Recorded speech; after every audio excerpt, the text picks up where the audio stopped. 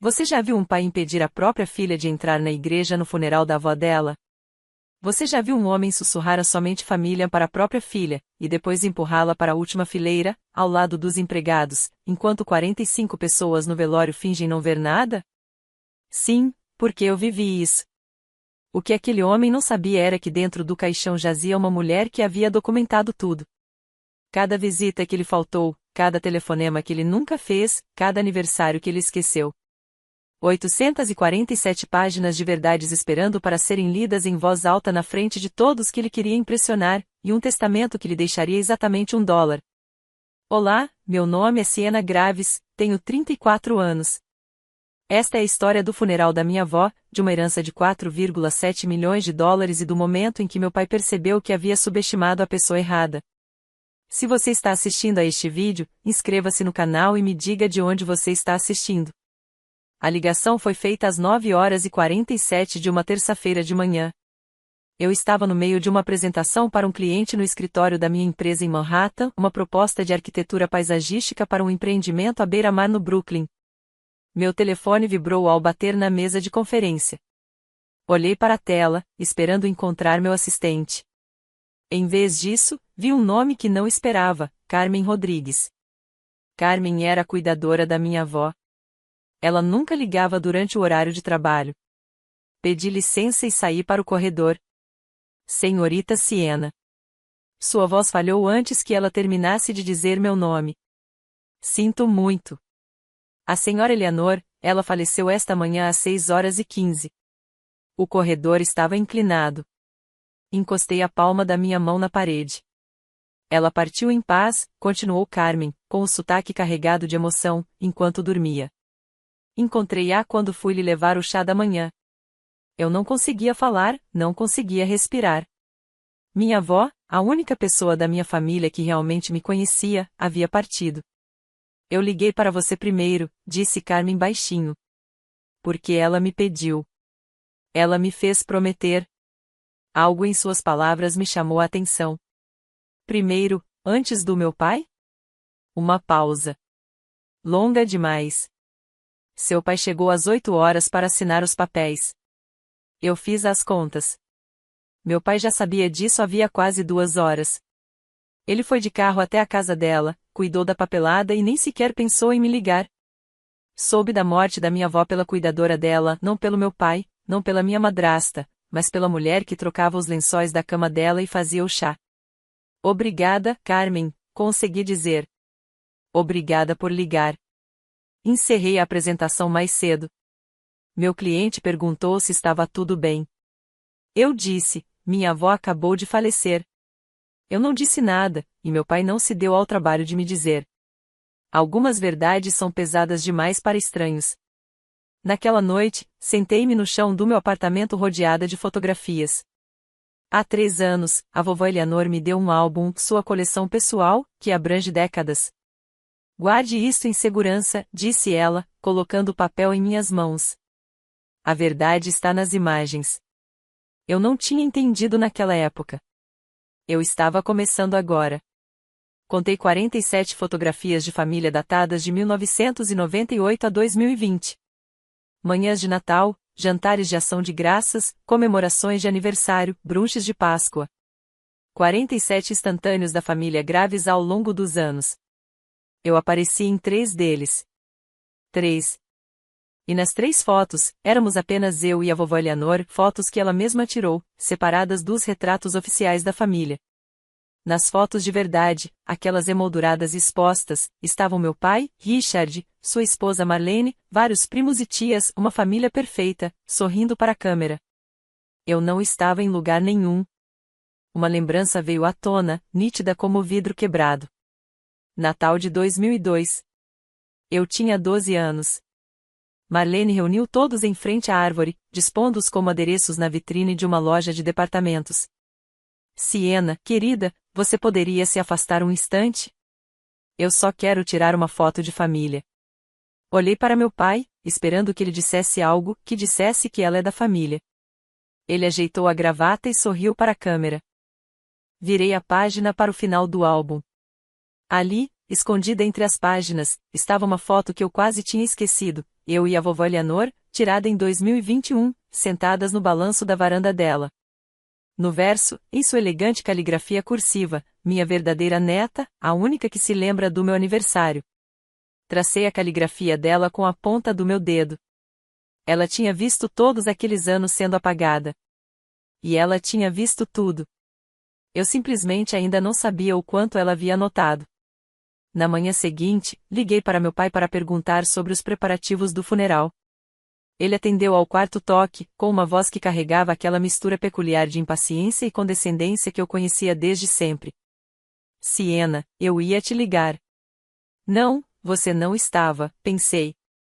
Mas eu disse, quero ajudar com os preparativos.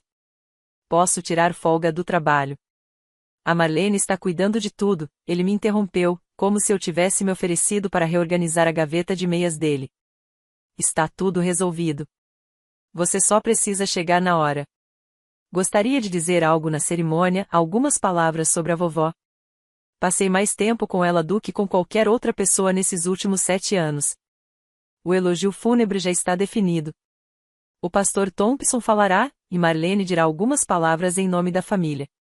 Marlene, minha madrasta, a mulher que visitou a vovó Eleanor talvez 20 vezes em 15 anos. A mulher que certa vez me perguntou no dia de ação de graças, lembre-me novamente qual é o seu parentesco com Eleanor. Ela falaria em nome da família. Eu não faria isso. Pai, eu estava com ela toda semana. Eu ligava para ela toda noite. Acho que eu deveria. Siena. Sua voz endureceu. Não complique as coisas. É um funeral, não um palco. Apenas venha, sente-se em silêncio e não chame a atenção para si mesma. Apertei o telefone com tanta força que meus nós dos dedos começaram a doer. Tudo bem, eu disse, porque o que mais eu poderia dizer? Mas antes que ele desligasse, algo que minha avó me disse há 6 meses veio à minha memória. Estávamos sentadas no jardim dela assistindo ao pôr do sol, e ela apertou minha mão. Eu anotei tudo, meu bem. Tudo no meu diário. Eu não tinha perguntado o que ela queria dizer. Agora eu gostaria de ter feito isso. Na noite anterior ao funeral, não consegui dormir. Sentei-me à minha mesa, olhando fixamente para uma fotografia emoldurada da vovó Eleanor. A foto foi tirada no verão passado, no seu aniversário de 83 anos. Eu havia levado para ela tulipas amarelas, suas favoritas, e um bolo de limão caseiro. Na foto, ela estava rindo, com uma mancha de glacê no queixo. Abri meu aplicativo de calendário e rolei para trás, percorrendo os anos anteriores. Sou uma pessoa meticulosa, um risco inerente à profissão de arquiteto. Eu registro tudo. 312 visitas. Esse é o número de vezes que dirigi de Manhattan até Westchester para vê-la desde 2017. 45 minutos em cada sentido. Às vezes no trânsito da hora do rush, às vezes na neve. Todo domingo, sem falta, e frequentemente também às quartas-feiras. Pensei nas visitas do meu pai. Carmen havia mencionado isso uma vez, quase como se estivesse se desculpando. Seu pai veio 4 vezes nos 5 anos em que trabalho aqui. Nunca ficou mais de 20 minutos. 4 visitas em 5 anos. Eu já tinha ganho mais do que isso em um único mês. Então, por que eu era quem estava sendo marginalizado? Meu telefone vibrou. Mensagem de Carmen, senhorita Siena. O advogado, Sr. Morrison, quer vê-la depois do funeral amanhã. Ele disse que é importante. Harold Morrison, advogado da minha avó, um homem que eu só tinha encontrado 2 vezes, ambas na casa dela. Ele sempre me olhava com uma expressão estranha, algo entre curiosidade e respeito. Eu não sabia o que significava importante. Eu não sabia o que o amanhã me reservaria. Mas eu sabia de uma coisa, eu estaria naquele funeral. Não para meu pai, não para Marlene, para a vovó Eleanor, a mulher que me amou quando ninguém mais o faria. E se tentassem me fazer sentir indesejado, eu não me desculparia por existir. Não mais. 14 de março de 2024. Na manhã do funeral. Me vesti com cuidado, escolhendo um vestido preto simples, aquele que a vovó Eleanor me deu no meu aniversário de 33 anos. Clássico e elegante, ela disse quando abri a caixa. Como você. Em volta do meu pescoço, coloquei o colar de pérolas da minha mãe. Era a única coisa que me restava de Catherine Graves, que morreu de câncer quando eu tinha 8 anos. Meu pai apagou quase todos os vestígios dela depois de se casar novamente. Fotografias removidas, pertences doados, seu nome raramente mencionado. Mas a vovó Eleanor havia guardado esse colar. Ela o havia escondido e me deu no meu aniversário de 18 anos, pressionando-o na minha palma com lágrimas nos olhos. Sua mãe gostaria que você tivesse isso, ela sussurrou. Não deixe que tirem a memória dela de você. Olhei para mim mesma no espelho, o vestido, as pérolas, as olheiras de uma noite em claro. Hoje não é sobre você, eu disse ao meu reflexo. Hoje é sobre ela. Dirigi por 45 minutos até Westchester, o mesmo trajeto que já havia feito centenas de vezes, passando pelos centros comerciais e loteamentos, pelas estradas sinuosas ladeadas por pinheiros despidos até chegar à igreja de São Miguel. Cheguei às 13h45, 15 minutos antes do horário marcado. O estacionamento já estava ficando cheio. Reconheci alguns rostos, parentes distantes que eu via uma vez por década, velhos amigos da minha avó, algumas pessoas que eu não conhecia de todo. Respirei fundo e saí do carro. Aconteça o que acontecer a seguir, eu enfrentarei com dignidade. Eu me despediria da mulher que me amou e não deixaria que ela me visse desmoronar. Esse era o plano, de qualquer forma. Meu pai ficou parado na entrada da igreja como um sentinela. Ele vestia um terno cinza escuro, impecavelmente passado, e seus cabelos grisalhos estavam penteados para trás com precisão. Ele cumprimentava os convidados que chegavam com um aperto de mãos, aceitando as condolências com um aceno sombrio, a imagem de um filho enlutado. Subi os degraus de pedra. Ele me viu chegando e sua expressão mudou. A tristeza habitual vacilou, substituída por algo mais duro. Siena. Ele entrou no meu caminho. O que você está fazendo aqui? É o funeral da vovó, pai. Ele olhou por cima do ombro. Tia Margarete, irmã mais nova da avó Eleanor, estava nos observando de dentro da porta. Ele baixou a voz. Não pensei que você realmente viria. Ela era minha avó. Sim.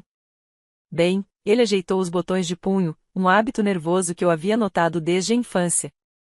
Os assentos reservados para famílias estão lotados. Vocês precisarão se sentar no fundo. Eu fiquei olhando para ele. Eu sou neta dela. Apenas familiares nas primeiras fileiras. Sua voz baixou para um sussurro, quase inaudível. Entendeu? Antes que eu pudesse responder, Marlene apareceu ao seu lado. Ela vestia um tailleur preto da Chanel e tinha uma expressão de leve surpresa, como se tivesse descoberto uma mancha inesperada no tapete. Ah, Siena! Eu não pensei que você fosse conseguir. Por que eu não iria ao funeral da minha própria avó?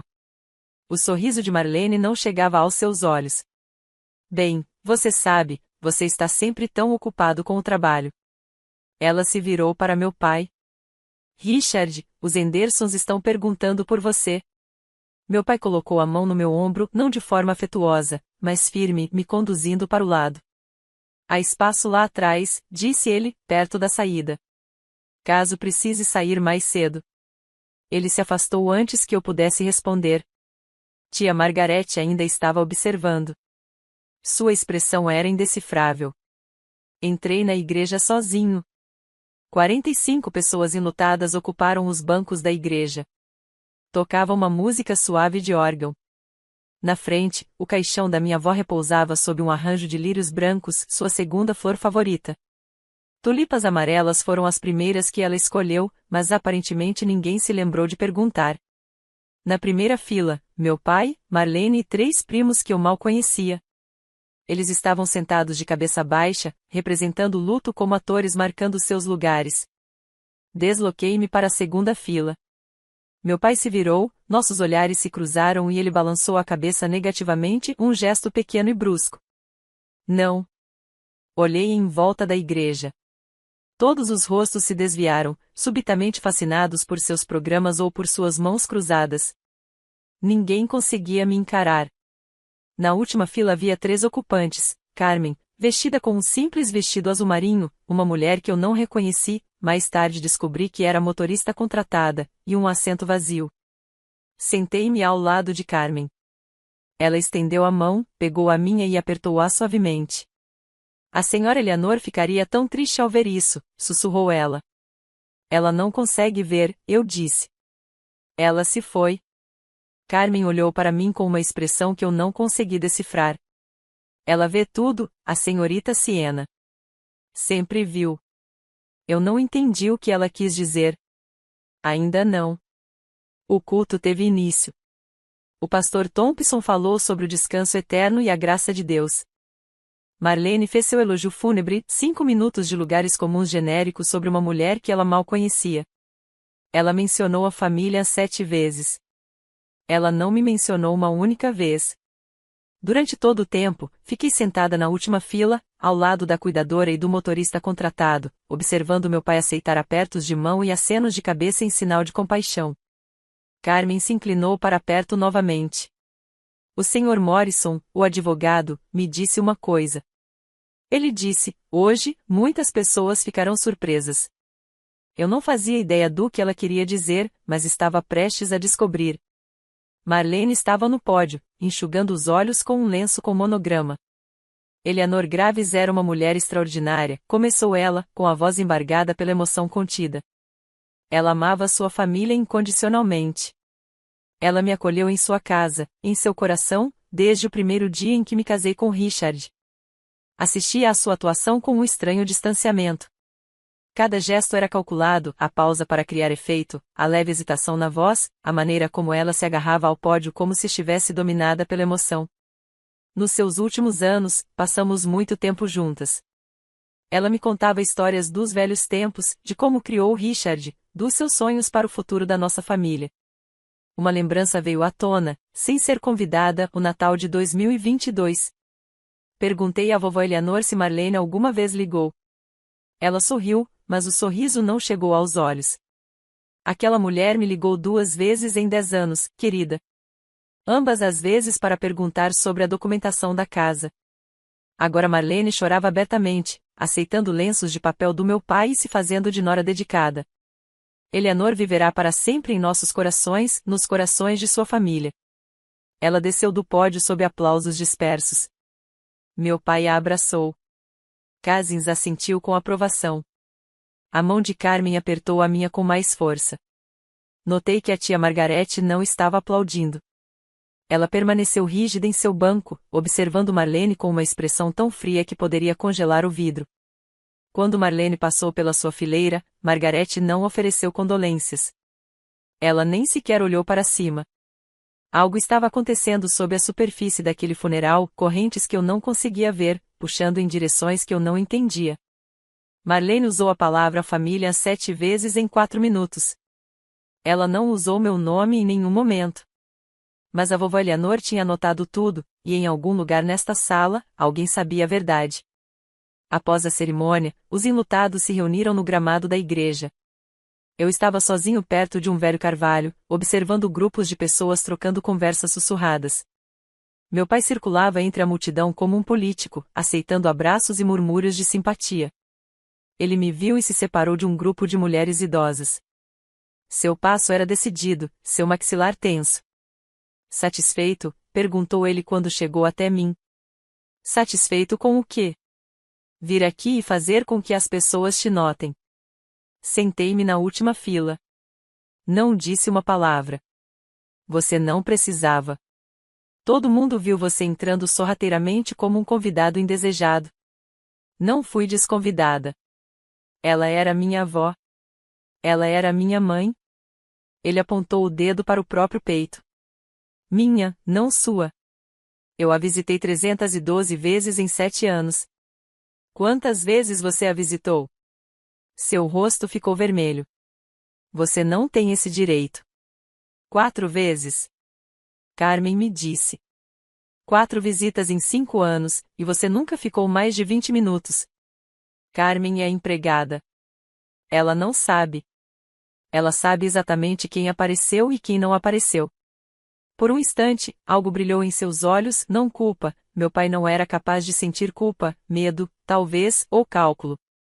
Antes que ele pudesse responder, uma voz calma nos interrompeu.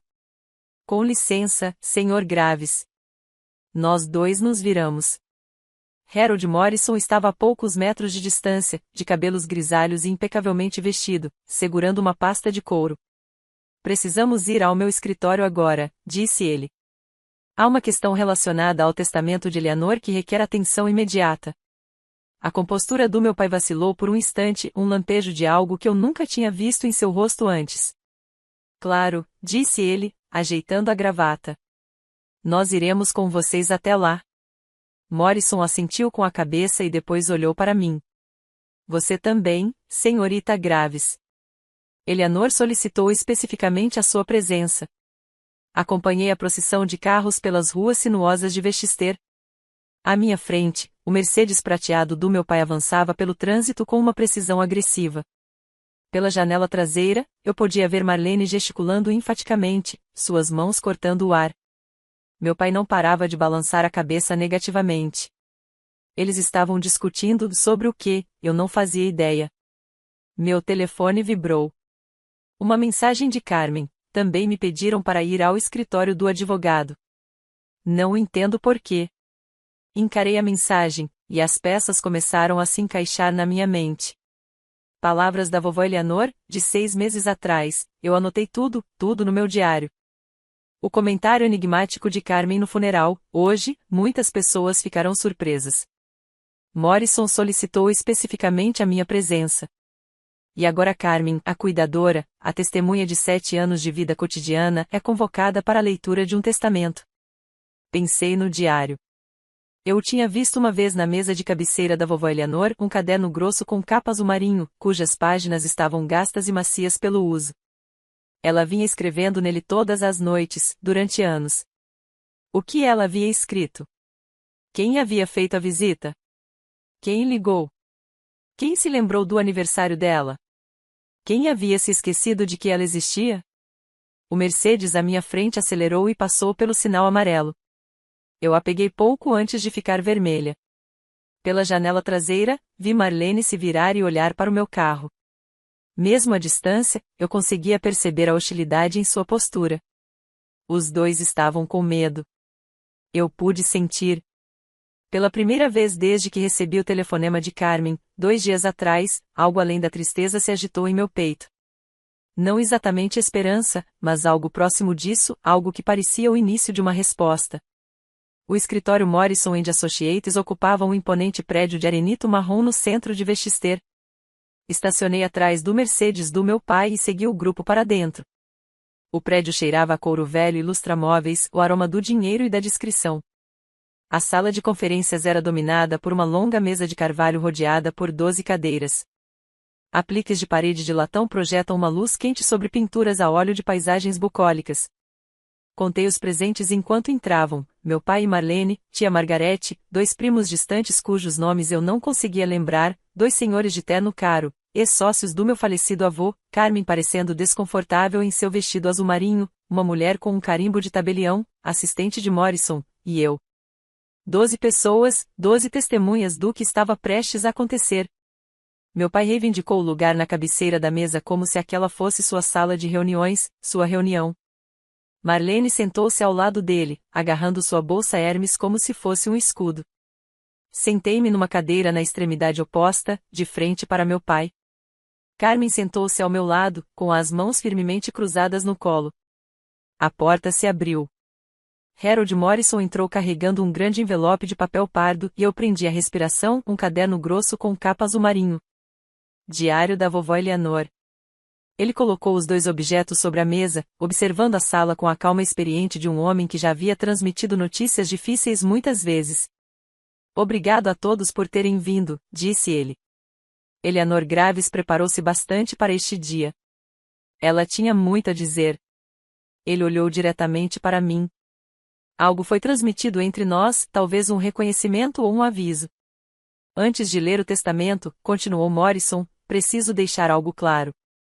Este documento representa os desejos finais de Eleanor, autenticados em cartório e testemunhados em 8 de janeiro de 2024.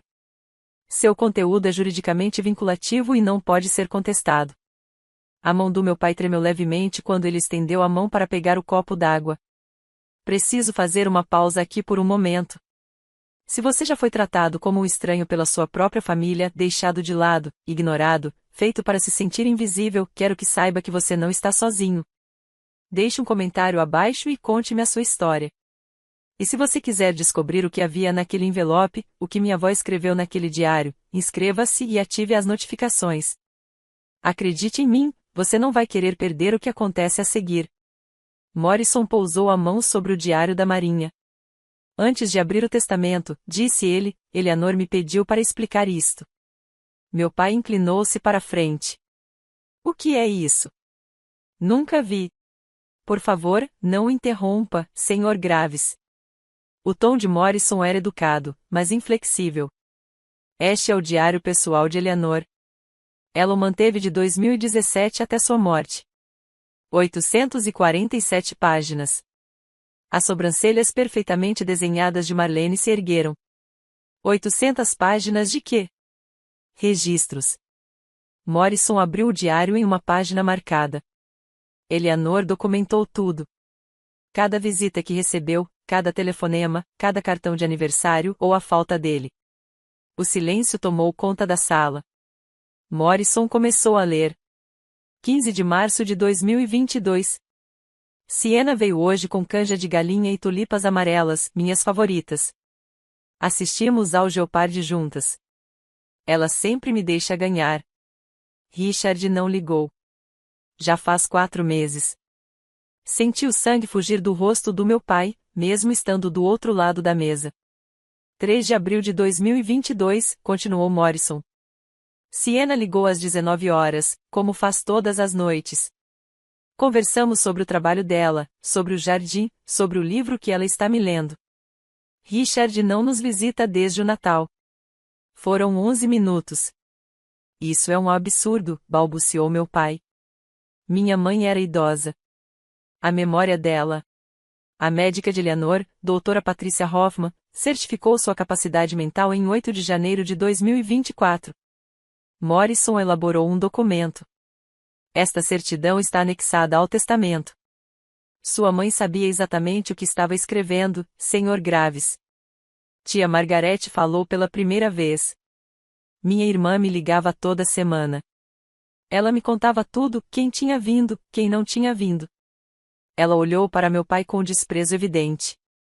Ela era mais esperta do que qualquer um de nós. A boca do meu pai abria e fechava. Nenhuma palavra foi dita. O diário estava sobre a mesa como uma bomba prestes a explodir. Morrison largou o diário e pegou uma única folha de papel. Eleanor compilou esses números sozinha, disse ele. Ela me pediu para lê-los em voz alta antes de abrir o testamento. Meu pai agarrou os braços da cadeira.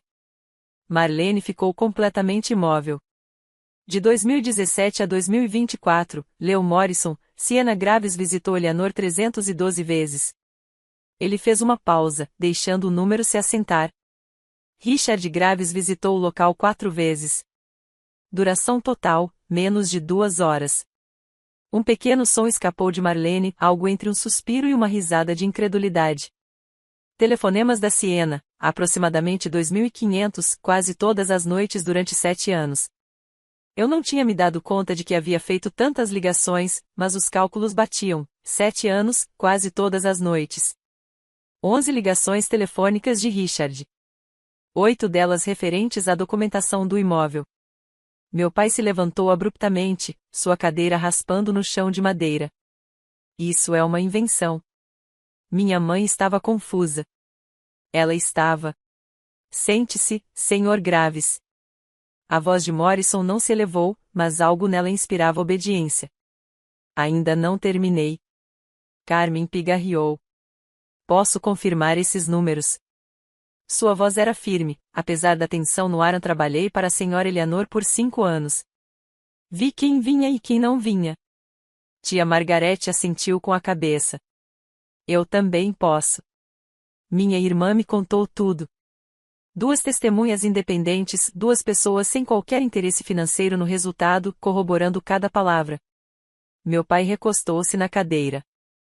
Pela primeira vez na minha vida, eu o vi com um olhar genuinamente assustado. Os números não mentem, disse Morrison em voz baixa. Eleanor sabia disso. Ela foi professora por 40 anos. Ela entendia o poder da documentação. Ele estendeu a mão para o envelope de papel pardo. Agora, à vontade. Morrison rompeu o lacre do envelope com cuidado deliberado. Dentro havia 3 folhas de papel grosso cor creme, cobertas com uma linguagem jurídica precisa. Ele as espalhou sobre a mesa, ajustando seus óculos de leitura. O último testamento de Eleanor Margaret Graves, começou ele. Assinado e autenticado em 8 de janeiro de 2024, na presença de 2 testemunhas independentes e um tabelião licenciado. Meu pai permaneceu imóvel, com os olhos fixos nos documentos. A mão de Marlene deslizou em direção ao braço dele, mas ele pareceu não notar. Eu, Eleanor Margaret Graves, estando em pleno gozo das minhas faculdades mentais e em livre vontade, declaro este ser o meu testamento final, revogando todos os testamentos e codicilos anteriores. Morrison ergueu os olhos, examinando a sala. Seu olhar permaneceu sobre mim por apenas um instante. Meu patrimônio consiste no seguinte: a residência em 47 Lakeview Drive, Westchester, Nova York, avaliada em aproximadamente 2,3 milhões de dólares, o iate Lady Eleanor, avaliado em 890 mil dólares, contas de investimento na Vanguard Financial, com saldo atual de 1,2 milhão de dólares, minha coleção de arte, avaliada em 340 mil dólares. Ele fez uma pausa, deixando os números serem assimilados. Valor total do patrimônio, aproximadamente 4,73 milhões de dólares. O aperto de Marlene em sua bolsa Hermes aumentou visivelmente. A respiração do meu pai tornou-se superficial e rápida. Eu não estava olhando os documentos. Eu estava olhando para a fotografia na parede atrás de Morrison, uma imagem em preto e branco da minha avó quando jovem, rindo de algo que estava fora do enquadramento. Ela sabia que esse momento chegaria. Ela havia se preparado meticulosamente para isso, documentando cada pequena afronta, cada ausência, cada prova de quem realmente estivera ao seu lado. Morrison virou para a segunda página. Agora vou ler a distribuição dos bens, disse ele. Eleanor foi muito específica sobre quem recebe o que e, mais importante, por quê. Artigo 1, leu Morrison. Para meu filho, Richard Allen Graves. Meu pai endireitou-se na cadeira, um lampejo de sua antiga confiança retornando. Ele ajeitou a gravata, preparando-se para receber o que claramente acreditava ser seu direito de primogenitura. Morrison prosseguiu sem demonstrar qualquer inflexão. Deixo a quantia de $1. O silêncio que se seguiu foi absoluto. Meu pai piscou. Desculpe. O que você disse? $1, Sr. Graves. A expressão de Morrison permaneceu neutra. Eleanor incluiu uma explicação que sou obrigada a ler. Deixo para Richard $1 para que ele não possa alegar que o esqueci. Eu não o esqueci. Lembro-me muito bem dos 7 anos em que ele me abandonou. Isto é, a voz do meu pai falhou. Isto é uma loucura. Ela não estava em seu juízo perfeito. O certificado de capacidade mental está anexado, como mencionei. Morrison apresentou outro documento assinado pela doutora Patricia Hoffman em 8 de janeiro de 2024. Sua mãe foi avaliada especificamente para esse fim. Marlene agarrou o braço do meu pai. Richard, faça alguma coisa. Vou processar, rosnou ele. Vou contestar isso no tribunal. Com que fundamento? Perguntou Morrison calmamente. O testamento foi devidamente lavrado, testemunhado e autenticado em cartório, de acordo com a lei do Estado de Nova York. A capacidade mental de sua mãe está documentada por um médico licenciado. Você não tem legitimidade para contestar essas disposições. Mas eu sou o filho dela, o único filho dela. Sim, concordou Morrison. E ela deixou para você exatamente o que pretendia deixar. Observei a expressão no rosto do meu pai oscilar entre choque, raiva e algo que nunca tinha visto ali antes, humilhação. O homem que passou a vida projetando sucesso e status estava sendo despido diante de todos que ele queria impressionar. Tia Margarete não se mexeu, não disse nada, mas um pequeno sorriso sombrio brincava nos cantos de sua boca. Meu pai não se sentou. Seu rosto havia adquirido uma coloração carmesim irregular, com veias pulsando nas têmporas. Isto é uma conspiração, sibilou ele. Alguém a manipulou. Alguém. Seus olhos pousaram em mim. Você. Encarei seu olhar fixamente. Eu não sabia nada sobre isso. Mentiroso. Ele bateu com a palma da mão na mesa. Você a visitava constantemente. Você a envenenou contra mim? Eu a visitei porque a amava. Amor? Ele riu, um som áspero e desagradável. Você queria o dinheiro dela. Era só isso que você sempre quis. Eu não sabia que ela tinha dinheiro. Nunca perguntei. Ricardo. Marlene puxou a manga da camisa dele. Todos estão assistindo. Ele a afastou bruscamente. Não me importo com quem esteja assistindo. Esta é a minha herança, o meu direito de primogenitura. Tia Margarete se levantou. Aos 72 anos, era uma mulher pequena, mas sua presença preenchia o cômodo. Richard, disse ela baixinho. Quando foi a última vez que você ligou para sua mãe? Não para falar da casa. Não para falar de papelada. Só para perguntar se ela estava bem. Não tenho que lhe dar satisfações. Você não pode responder, pode? Porque você não se lembra. Porque já se passaram anos. Isso não é. Eu falava com a minha irmã todas as semanas, continuou Margarete. Ela me contava sobre Siena, a neta que vinha todos os domingos, que ligava todas as noites, que trazia sopa quando ela estava doente.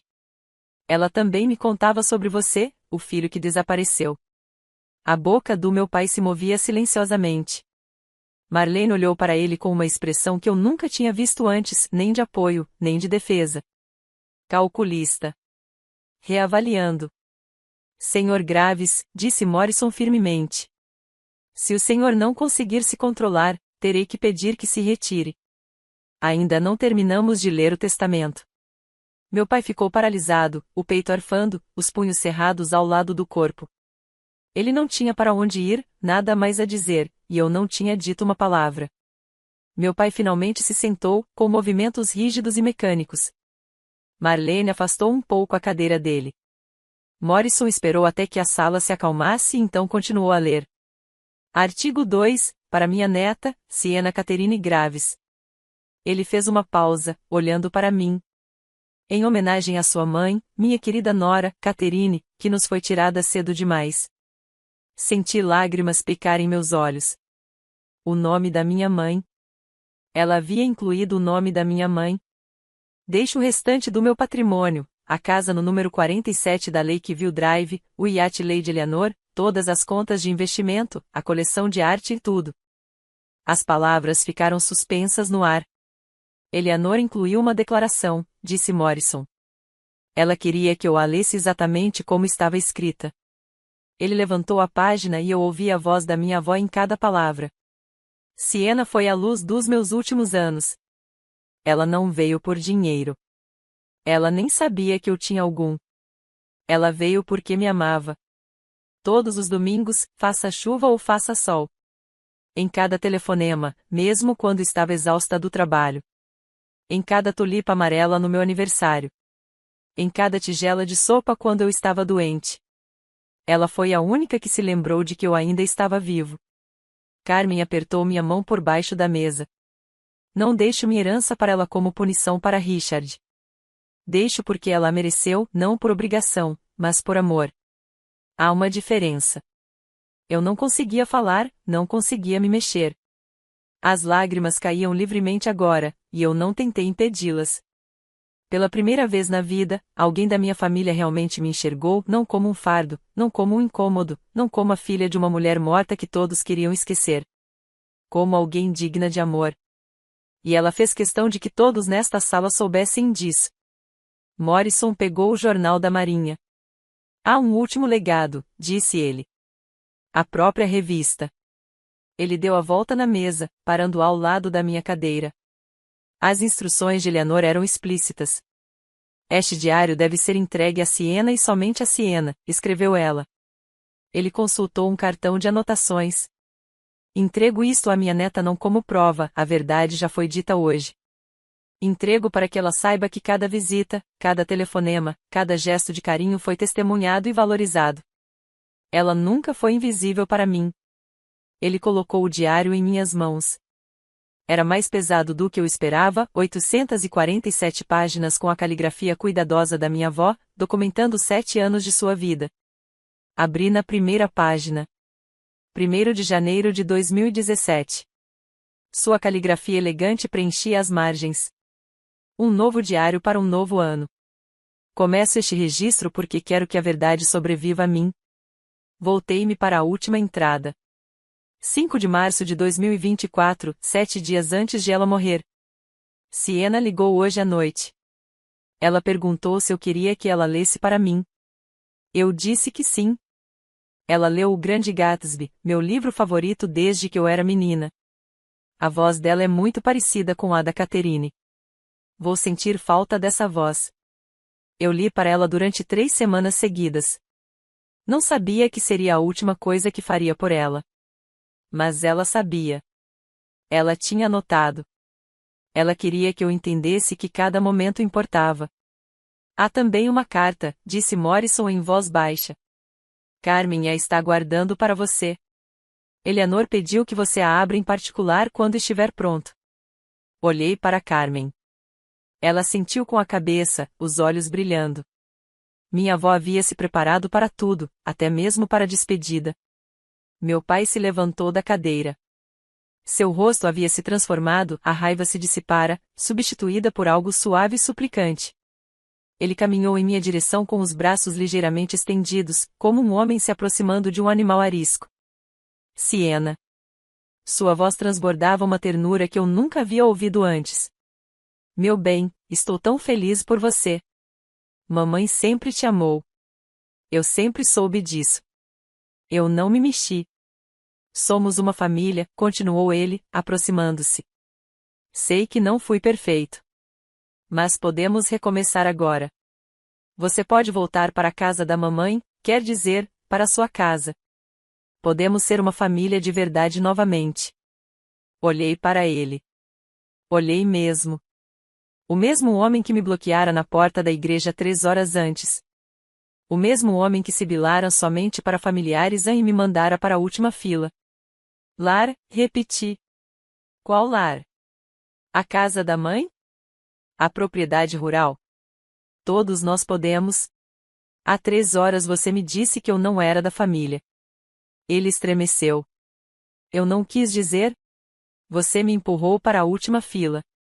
Deixou Marlene fazer o elogio fúnebre enquanto eu ficava sentado ao lado do motorista contratado. Foi um mal-entendido, não foi? Permaneci de pé, ainda segurando o diário. 26 anos, pai. 26 anos sendo apagado das fotografias, excluído dos feriados, tratado como uma vergonha. Siena, por favor. Você teve 26 anos para ser meu pai. Você escolheu não ser. Sua máscara escorregou por um instante. Por baixo da falsa ternura, vi o cálculo, a aritmética desesperada de um homem que acabará de perder 4,7 milhões de dólares e lutava para recuperá-los. Podemos resolver isso, disse ele, estendendo a mão para mim. Deixe-me.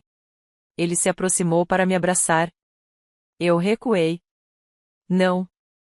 Os braços do meu pai ficaram suspensos no ar vazio. Não me toque, eu disse.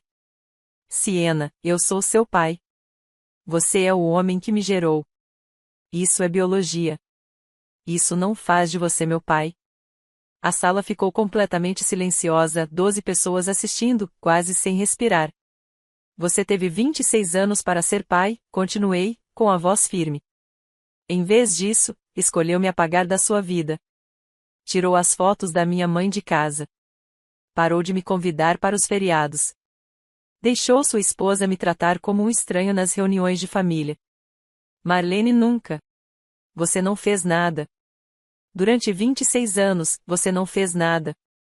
E agora, porque a vovó me deixou a herança dela, de repente você quer começar do zero. Ele abriu a boca, mas eu não tinha terminado. Eu não te odeio, eu disse. O ódio consome energia que eu não quero desperdiçar com você.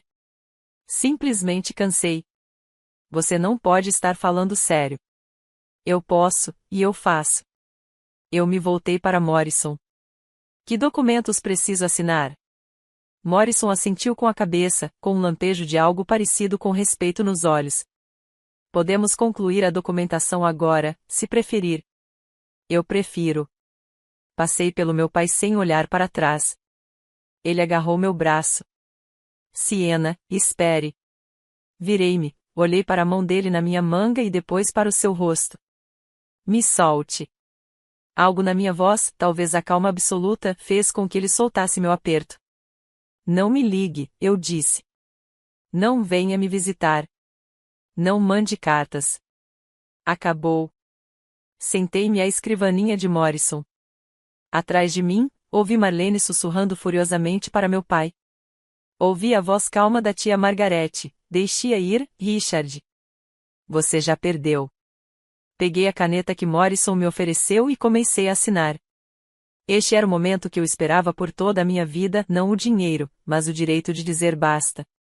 Se você já precisou impor limites a um familiar tóxico, deixe um coração vermelho nos comentários. Quero saber que não sou a única.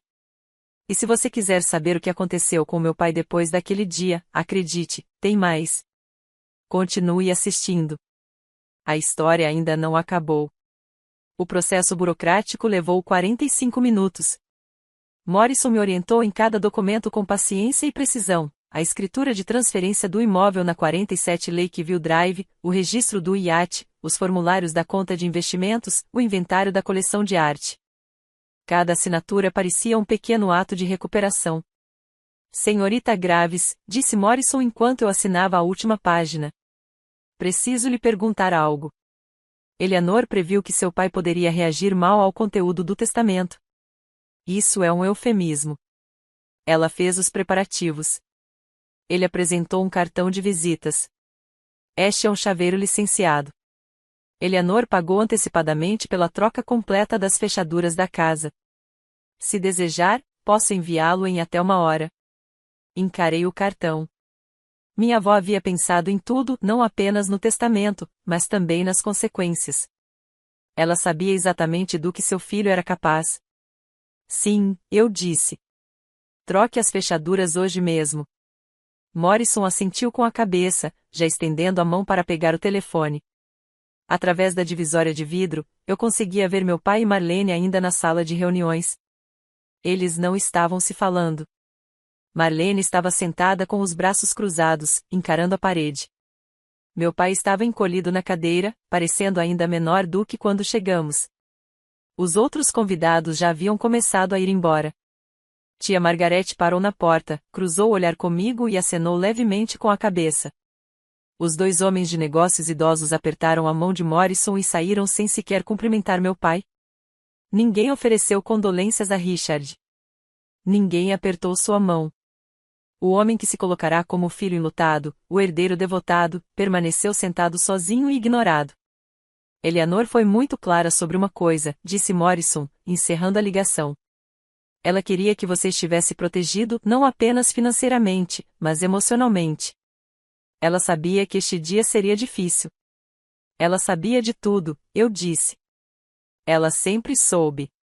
Saí do escritório de Morrison com o diário pressionado contra o peito.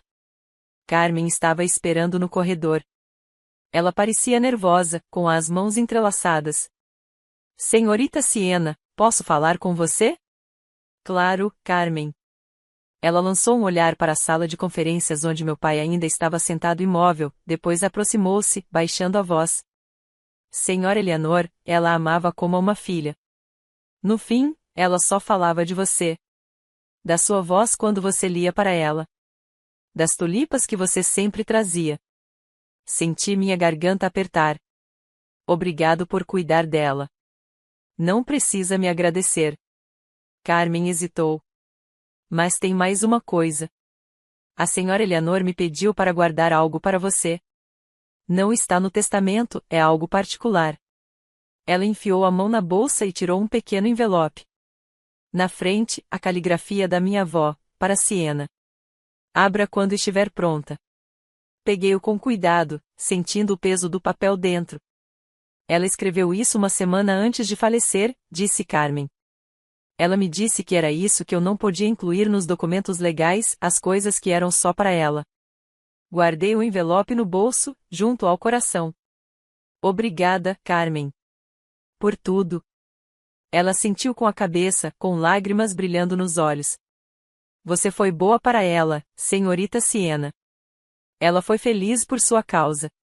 Quero que você saiba disso. Atrás de nós, a porta da sala de conferência se abriu. A voz do meu pai, tensa e desesperada. Siena, espere. Eu não me virei. Adeus, Carmen, eu disse. Entrarei em contato sobre a casa. Caminhei em direção à saída, o diário da minha avó nos braços, a carta dela no bolso. Ouvi meu pai me chamando pelo nome. Não olhei para trás. O sol da tarde de março bateu no meu rosto quando saí. Parei nos degraus da entrada do prédio de tijolos marrons, respirando ar fresco. Pela primeira vez em dias, talvez mais, senti algo além de tristeza. Não exatamente felicidade, mas algo mais leve. Algo como liberdade. Meu celular vibrou. Uma mensagem de um número desconhecido. Siena, aqui é a tia Margarete. Consegui seu número com o Harold. Gostaria de te ver quando você estiver pronta. Sua avó falava muito de você. Acho que deveríamos nos conhecer melhor. Ela teria querido isso. Li a mensagem 2 vezes, e um pequeno sorriso se formou em meus lábios. A vovó Eleanor falava de mim, para a irmã, para Carmen, provavelmente para qualquer um que quisesse ouvir. Enquanto meu pai fingia que eu não existia, ela contava para as pessoas sobre a neta. Aquela que visitava. Aquela que ligava. Aquela que se lembrava. Digitei uma resposta, eu também gostaria disso, tia Margarete. Ligo para você esta semana. Atrás de mim, a porta se abriu de repente. Siena. A voz do meu pai, rouca e desesperada. Precisamos conversar. O tom cortante de Marlene o interrompeu. Richard, pare. Você está causando uma cena. Não me importo com as cenas. Esse dinheiro é da minha mãe. Esse dinheiro não é mais seu. Nunca foi. Eu não me virei. Fui até meu carro, destranquei-o e entrei no banco do motorista. Pelo retrovisor, pude vê-los nos degraus, meu pai, de boca aberta, um braço estendido em direção ao meu carro que partia. Marlene estava parada ao lado dele, de braços cruzados, com uma expressão fria. Liguei o motor. A última coisa que vi antes de partir foi meu pai, paralisado nos degraus do prédio de tijolos marrons, observando-me ir embora. Ele não me seguiu. Não tinha mais nada a oferecer. 3 semanas após o funeral, eu estava desempacotando caixas na casa da minha avó, que agora é minha casa. O chaveiro apareceu no mesmo dia da leitura do testamento.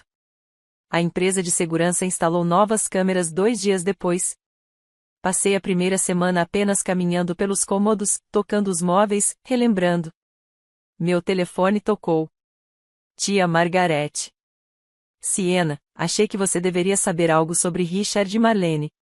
Coloquei de lado o porta-retratos que estava segurando uma foto da minha avó e do meu avô no dia do casamento deles. O que aconteceu? Marlene entrou com o pedido de divórcio na última terça-feira. Já consta nos registros do condado. Sentei-me devagar na beirada do sofá. Divórcio? Aparentemente, ela não sabia que Richard havia sido excluído do testamento de Eleanor até a leitura. Ela pensava que estava se casando por dinheiro. A voz de Margarete carregava uma satisfação sombria. Quando ela descobriu a verdade, que ele vinha mentindo sobre seu relacionamento com a mãe há anos, ela ficou descontente. Eu não sabia que ela tinha motivos para pedir o divórcio. Ela está alegando fraude e deturpação de bens durante o casamento. Os advogados dela são bons. Pensei em Marlene durante a leitura do testamento, no jeito como ela olhou para meu pai quando a verdade veio à tona. Não com compaixão. Com reavaliação. A mais, continuou Margarete. A história se espalhou por Westchester, no meio imobiliário, na elite dos clubes de campo. Todo mundo sabe o que aconteceu. Que Richard abandonou a mãe por 7 anos e foi deserdado. Não contei a ninguém. Você não precisava. Havia 12 pessoas naquela sala. Notícias assim se espalham rápido. Ela fez uma pausa. Ninguém quer fazer negócios com um homem que abandona sua mãe idosa. Isso prejudica a reputação. As consequências foram surgindo uma a uma. Eu não havia pedido vingança, mas a verdade tinha seu próprio ímpeto. Naquela noite, sentei-me sozinha na sala de estar. Uma fogueira crepitava na lareira de pedra, a mesma lareira onde minha avó se sentara comigo tantas vezes, compartilhando chá e histórias. A casa era silenciosa e tranquila, de um jeito que meu apartamento em Manhattan jamais foi. Peguei o envelope que Carmen me dera. Durante 3 semanas, carreguei-o comigo, sem estar totalmente pronta para abri-lo. Agora, rodeada pelas coisas da minha avó, eu estava pronta. Rompi o lacre e desdobrei a carta. Minha querida Siena. Se você está lendo isto, é porque eu já parti. E você já ouviu o que deixei para você no testamento. Quero que você entenda uma coisa. Eu não deixei minha herança para você como punição para Richard. Deixei para você porque você a merece. Porque você me amou incondicionalmente, sem esperar nada em troca, sem nunca perguntar o que receberia em troca. Você se parece muito com sua mãe. Os mesmos olhos, o mesmo coração. Quando Catherine morreu, pensei que nunca me recuperaria. Mas então eu vi você crescer.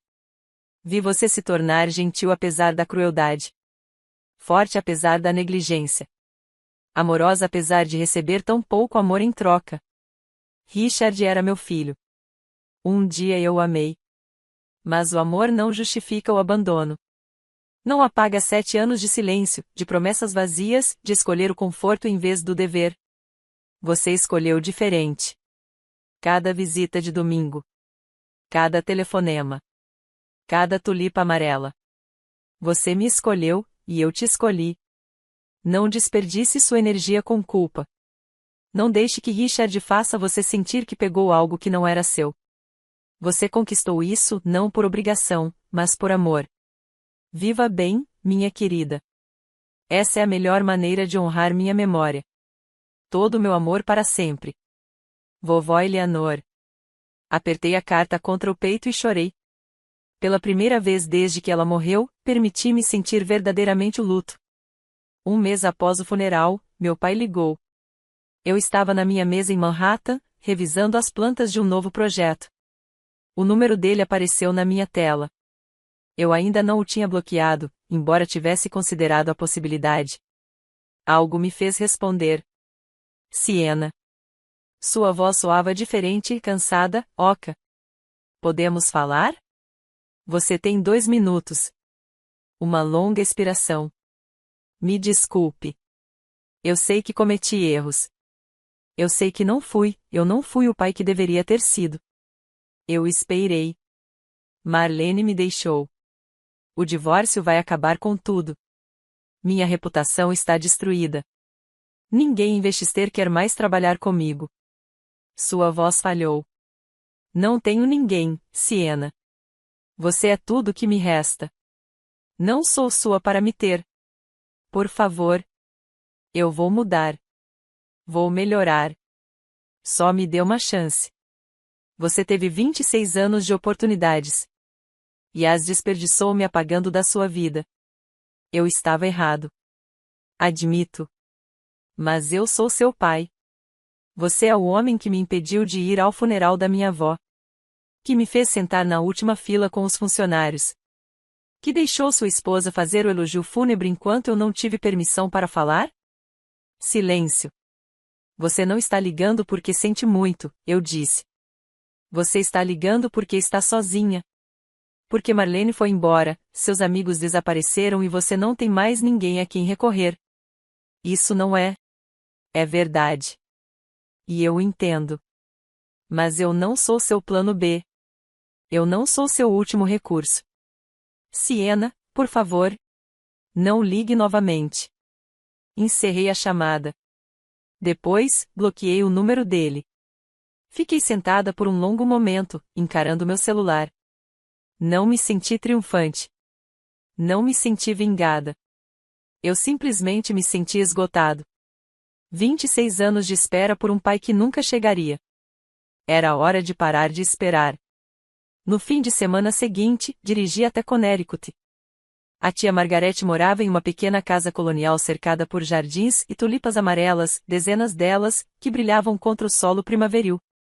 São as favoritas da Eleanor, disse Margarete, seguindo meu olhar enquanto abria a porta. Eu as planto todos os anos para ela. Ela me abraçou, um abraço verdadeiro, caloroso e sem hesitação. Parecia algo estranho depois de tantos anos com familiares que mal reconheciam minha existência. Estávamos sentadas na cozinha dela, tomando chá em xícaras de porcelana que haviam pertencido à mãe da minha avó.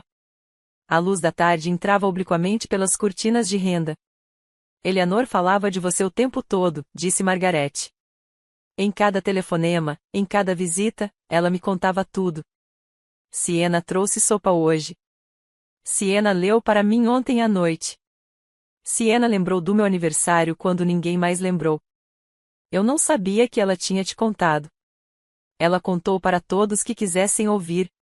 Margarete sorriu, mas seus olhos estavam tristes. Ela tinha muito orgulho de você, da mulher que você se tornou, apesar de tudo. Apesar de Richard, você quer dizer?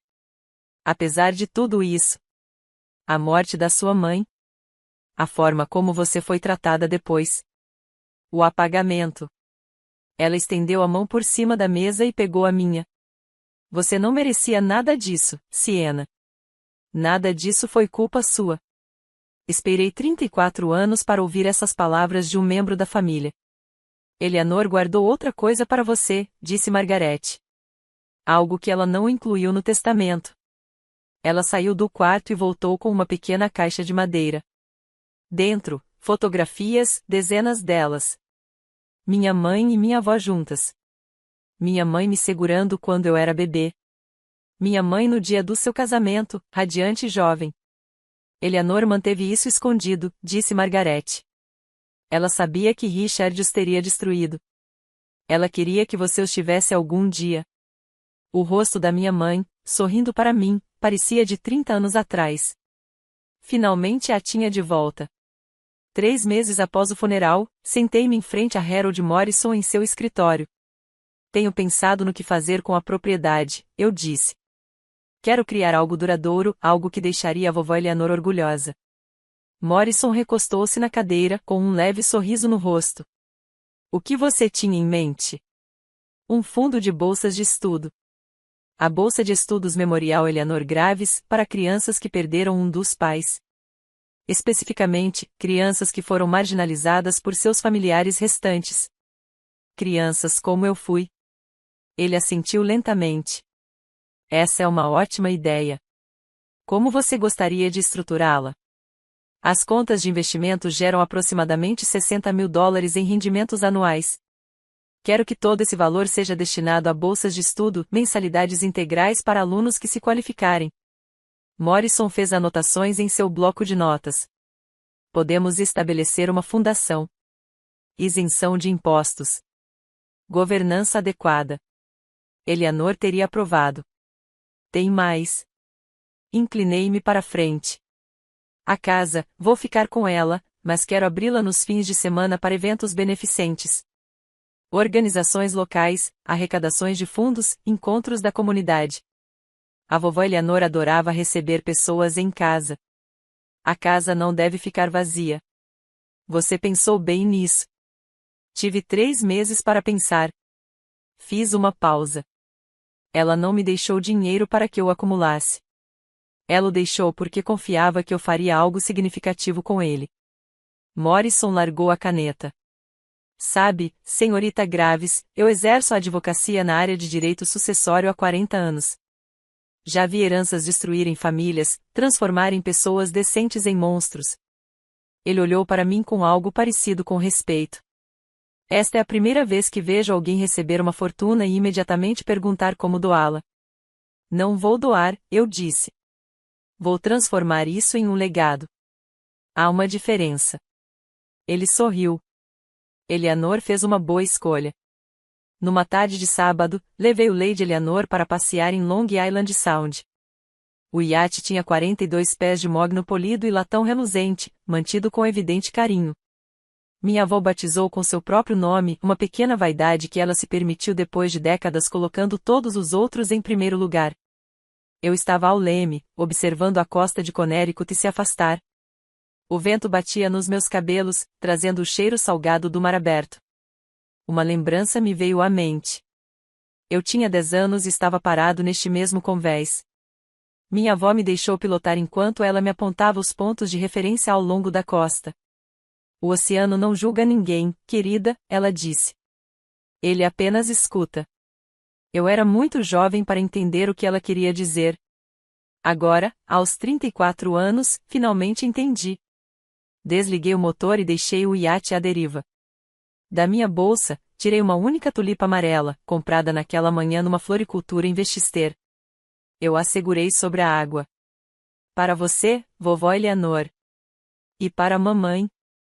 Deixei cair.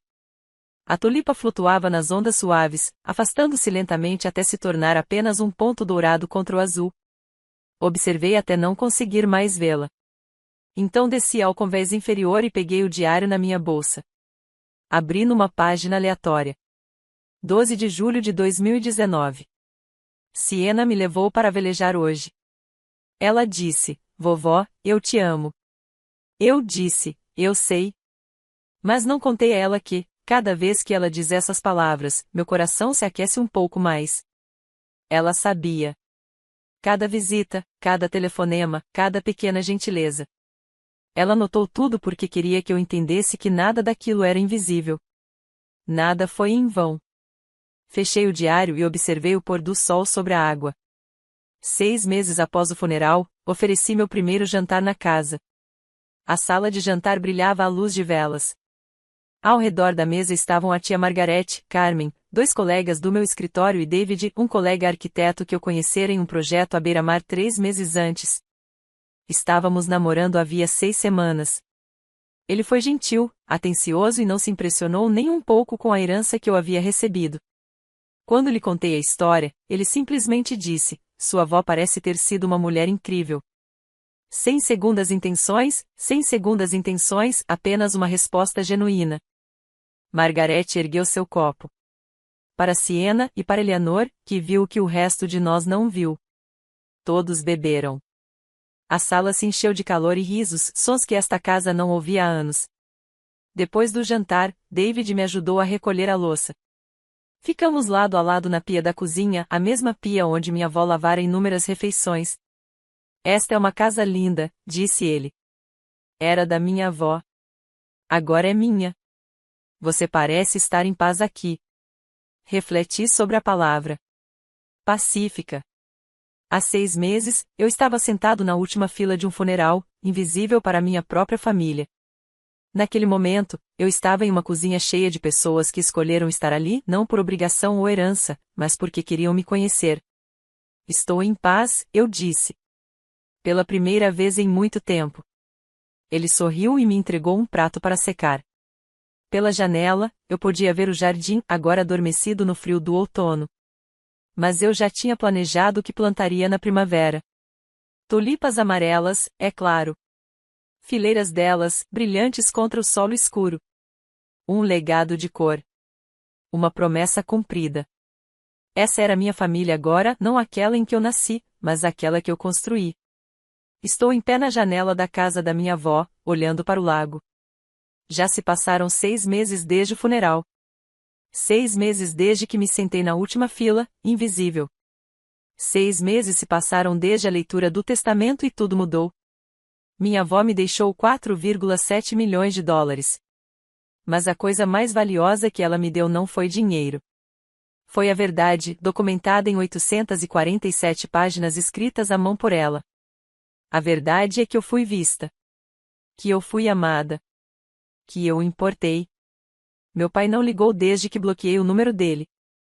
Soube pela tia Margarete que ele se mudou para a Flórida e está morando sozinho em um apartamento alugado.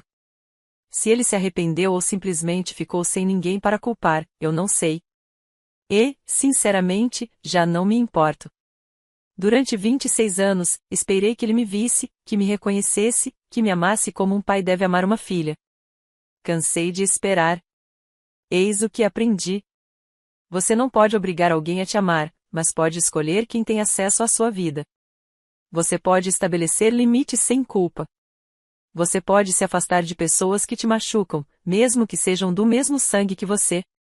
Família não se resume apenas à genética. Tem a ver com quem está presente, quem liga, quem se lembra do seu aniversário, quem traz sopa quando você está doente. Foi minha avó que me ensinou isso. E passarei o resto da minha vida honrando seu ensinamento. Se você já se sentiu ignorado, pela sua família, feito, se sentir invisível, indigno, inferior, quero que saiba que você não está sozinho, e você merece mais. Obrigado por terem ficado até o final da minha história. Se você se identificou com isso, inscreva-se e compartilhe sua experiência nos comentários. Eu leio todos eles. Até a próxima, obrigado por estarem aqui durante toda essa jornada. Se você já precisou impor limites a familiares tóxicos, quero ouvir sua história. Deixe um comentário abaixo. Suas experiências importam e você não está sozinho, nisso. Se você quiser mais histórias como esta, inscreva-se no canal e ative as notificações. Há mais vídeos com links na descrição. Te vejo na próxima história.